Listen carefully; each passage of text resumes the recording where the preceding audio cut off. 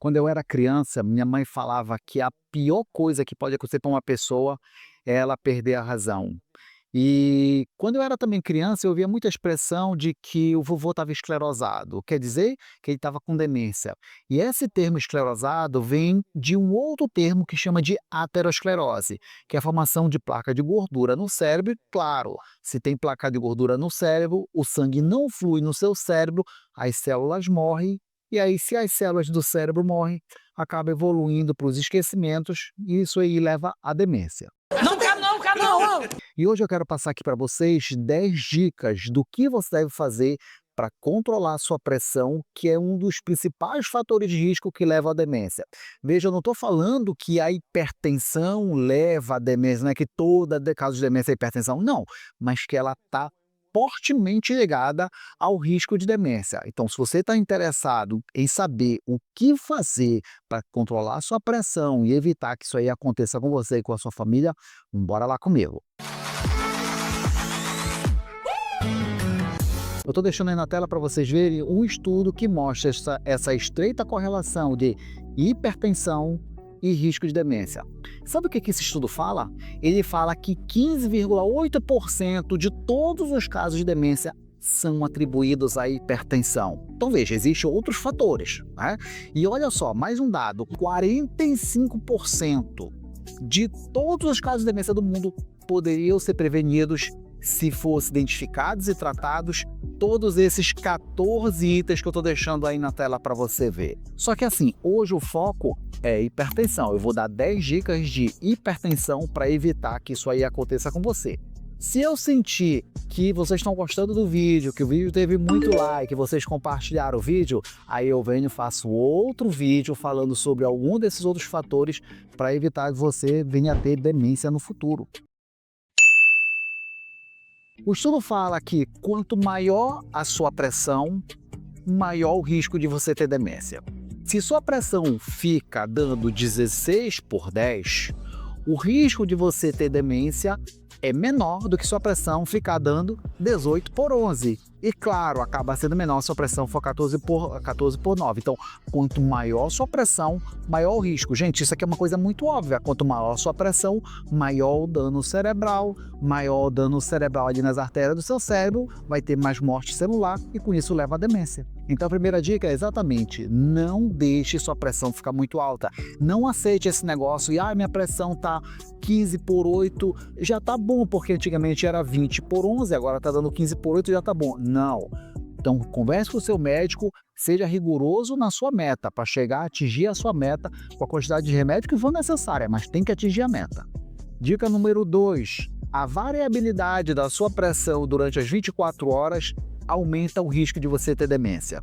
É normal nossa pressão variar um pouco, mas essa variação absurda, que tem horas que sua pressão está dando 8/6 e tem horas que sua pressão está dando 20/11, teve um estudo chamado Estudo Spritz que falou que essa variabilidade da pressão acaba sendo pior do que aquela pessoa que fica com a pressão todo o tempo alta. E sabe o que mais faz variar a pressão? 3 coisas. Primeiro, a idade avançada, aí não tem o que fazer. Mas o segundo é sedentarismo e o terceiro é a obesidade. Então, meu amigo, se você está afim de ter sua pressão mais estável, vai ter que perder peso e vai ter que fazer atividade física. Terceira dica, evite a variabilidade diurna. Durante o dia, é mais fácil a nossa pressão variar. Veja, horas eu estou sentado, hora eu estou em pé, hora eu estou deitado, tudo bem, isso aí é normal ter uma variação, mas a variação muito grande da pressão durante o dia vai influenciar. Você que é muito ansioso, você que é o nervosinho, você que é o famoso pavio curto, que se estressa por qualquer coisa e sua pressão explode, você tem um fator de risco que aumenta o risco de demência no futuro.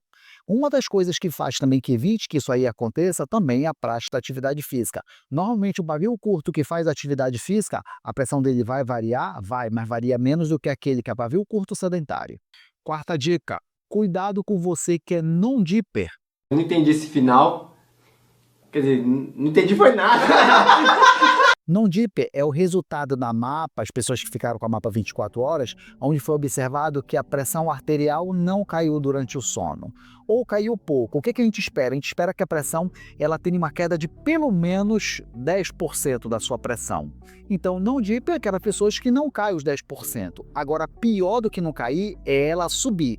E a principal causa aí é a apneia do sono. Então, você que deu uma pressão Non-DIP durante o sua mapa, a não ser que você tenha dormido muito mal, né? Porque isso acontece, aquele aparelho fica apertado aqui no braço, realmente é incômodo, isso pode influenciar da sua pressão não ter caído o suficiente, mas pode ser que você tenha apneia do sono e isso aumenta o risco de demência. Então minha dica para você que pegou na sua mapa o resultado Non-DIP, que a sua pressão não caiu durante o sono, você deve fazer uma polissonografia para investigar se você não tem apneia do sono. Inclusive, a apneia do sono é um dos principais fatores que leva a pessoa a ter hipertensão.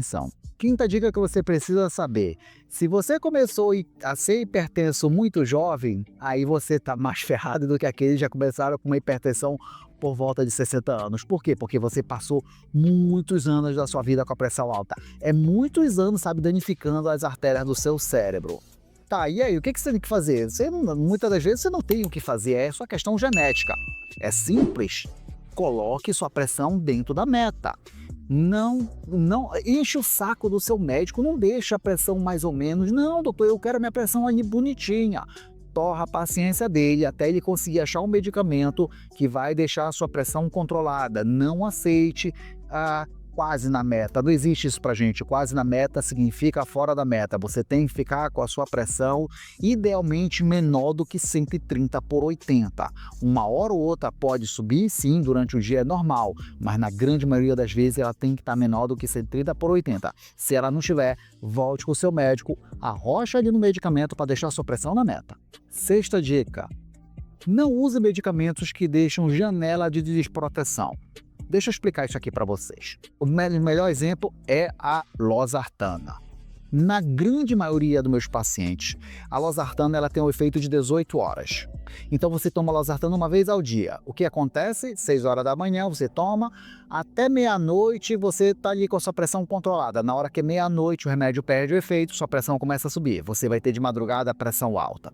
Outro exemplo também que pode acontecer é com a nifedipina. O seu médico de repente passa você 2 vezes ao dia, mas você não quer tomar o remédio 2 vezes ao dia. Ah não, doutor Cota, eu tô tomando muito remédio, sabe? Eu tomo remédio para isso, tomo remédio para aquilo. Eu acho que é perigoso ficar tomando muito remédio. Então eu vou tirar um desses remédios. De vez de tomar o de manhã e à noite, eu vou tomar só o de manhã. Errou! Bem, você acabou de optar por deixar a sua pressão alta versus tomar mais remédio. Para mim isso não faz sentido nenhum. Eu tomo a quantidade de remédio que for necessária desde que eu viva mais e melhor. A quantidade de remédio, eu juro para mim que não interessa, desde que eu viva bem e viva mais. Se tiver que tomar 20 comprimidos por dia para eu viver mais e viver melhor com segurança, tranquilo. Sétima dica: existem medicamentos para pressão que têm uma maior proteção do seu cérebro do que outros. E aqui nós vamos separar 3 grupos de medicamentos que são os melhores para a proteção do seu cérebro: IECA, BRA e BCC. IECA é o grupo do captopril. Captopril, enalapril, benazepril, peridopril, lisinopril. Esses terminados em pril são ótimos protetores do cérebro. Os BRAs são os medicamentos parentes da losartana. Losartana, candesartana, valsartana, telmisartana, mesartana. E os BCCs são bloqueadores de canais de cálcio, como a lodipina, levalodipina, nifedipina, nitrendipina. Esses medicamentos, eles são melhores do que, por exemplo, os diuréticos, como a hidroclorotiazida, a idapamida, e os beta-bloqueadores, como a atenolol, metoprolol, carvedilol.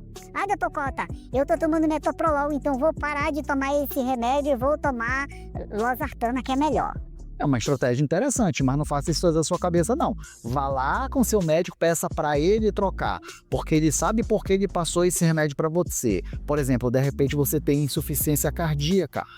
Na insuficiência cardíaca, o metoprolol é muito melhor do que uma lodipina. Então, cada caso é um caso, o seu médico sabe qual é o melhor remédio para você. Oitava dica que eu posso dar para você é: Evite que sua pressão tenha uma variação da máxima e da mínima muito grande. O estudo mostra que quando essa diferença é maior do que 60 milímetros de mercúrio, o seu risco de ter demência aumenta.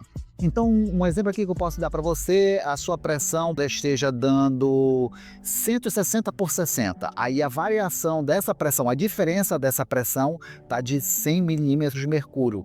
Essa variação maior do que 60 aumenta o risco de demência. E o que você pode fazer para corrigir isso? Existem algumas modificações ali nos medicamentos que podem ajudar, mas vou ser bem franco com vocês, o que vai ajudar ali é ter um estilo de vida saudável, porque é o grau de envelhecimento da sua artéria que leva a isso. Então, artérias muito rígidas, muito calcificadas, cheias de placa de gordura, que tem pouca elasticidade, pessoas que fazem pouca atividade física, e vale sim tudo aquilo que você soma da sua vida inteira, vai diminuir essa variabilidade. Pode ver que pessoas idosas que sempre foram sedentárias, quando chegam ali por volta dos 80 anos, essa variação da pressão ela é muito grande. Então você tem que começar a cuidar da sua saúde hoje para evitar que isso aconteça lá na sua velhice. Nona dica, essa aqui é uma das mais importantes: adesão ao tratamento. Lembra que eu falei ainda agora do exemplo do paciente que o médico prescreveu nifedipina 2 vezes ao dia e ele, da cabeça dele, resolveu tomar só uma vez ao dia? Tem vezes que o paciente teve um episódio de queda da pressão, pronto, vou parar de tomar remédio porque eu estou tomando muito remédio, e nem investigou a causa. Às vezes o paciente estava com uma infecção, teve uma infecção intestinal, aí claro, a pressão cai porque está tendo diarreia, está desidratado, e aí pronto, quer parar de tomar o remédio por conta própria. Quando já chega comigo, já chega falando: doutor, já tirei o remédio, e a pressão está lá nas alturas por causa de um único episódio. Claro, nesse momento pode ser que a gente tire o medicamento durante ali alguns dias, mas depois tem que voltar. Você tem que aderir ao tratamento. Se o médico passou dessa forma, siga a recomendação do médico. Tá passando mal? Não tá bem? Volte com o seu médico, volte com outro médico, mas tem que tomar o seu remédio, porque essa variação da pressão, dessa falta desse medicamento, é um dos principais fatores de risco. Por sinal, é um dos primeiros que mais leva o paciente à internação com insuficiência cardíaca. É aquele paciente está bem controladinho e ele para da cabeça dele de tomar o remédio. É verdade. E o 10º motivo? A queda da pressão. Pressões muito baixas também aumentam o seu risco. Sabe aquele paciente que está com a pressão dele controlada? E aí, por exemplo, ele vai no urologista, o urologista acaba prescrevendo um medicamento para próstata. Só que esse medicamento para próstata também faz a pressão cair. Conclusão, ele acaba tendo episódios de pressão baixa. Agora, imagina só, um paciente está com uma placa de gordura aqui de 60% na carótida, e quando a pressão dele cai, já tem dificuldade do sangue passar. Com a pressão baixa, sobe menos ainda. Aí falta oxigênio no cérebro, as células morrem e lá aumenta o risco de demência. Então, cuidado com esse episódio de queda de pressão. Tem que investigar. A pressão nunca cai do nada. Vamos repetir esse mantra? A pressão nunca cai do nada. Repete aí. A pressão nunca cai do nada. Então você tem que investigar a causa. Eu não acredito que eu pedi lá no início do vídeo para você dar o like e você não deu. Então aproveita agora, dê o like, se inscreva. Você gostou do jeito que eu passei aqui a informação nesse vídeo? Então aproveita, se inscreva, compartilhe com alguém. Você conhece alguém que é hipertenso e quer cuidar da saúde dessa pessoa? Pega esse vídeo, compartilha nos seus grupos de WhatsApp. Alerte as pessoas que você ama, porque pode ser que por falta dessa informação ela não esteja aderindo direito ao tratamento, e quando chegar lá na velhice, Deus o livre, pode ter uma demência. E aí nós dois poderíamos ter ajudado. Eu estou fazendo aqui minha parte e você está fazendo a sua, então compartilhe o vídeo. É isso, gente. Um forte abraço, Deus abençoe todos vocês. Nos veremos no próximo vídeo.